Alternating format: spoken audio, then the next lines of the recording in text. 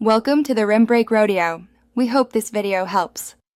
You start by trimming anything that steals CPU or disk I/O, close browsers, cloud sync, and overlays. Once done, open your recorder and pick 60 FPS for smooth gameplay or 30 FPS if CPU is limited, and choose constant or capped bitrate to avoid bitrate spikes. Make sure Windows Game Mode, GPU drivers, and a high-performance power plan are active because these reduce background throttling and give you consistent CPU/GPU time. Now you adjust capture mechanics to shift work off the CPU. Switch your recorder to GPU encoder like NVENC or AMD VCE, which encodes frames on the graphics card.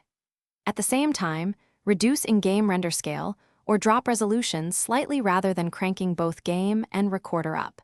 This gives better frame stability.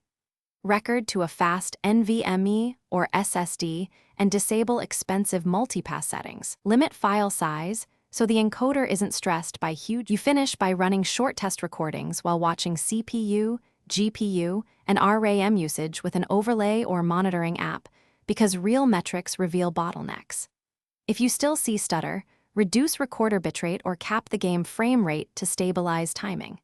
And if problems persist, update drivers, try a different encoder software versus GPU, and inspect temperatures and power limits.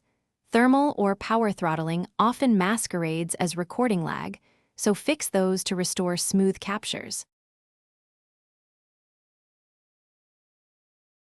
Thanks for watching. Consider subscribing if we helped you.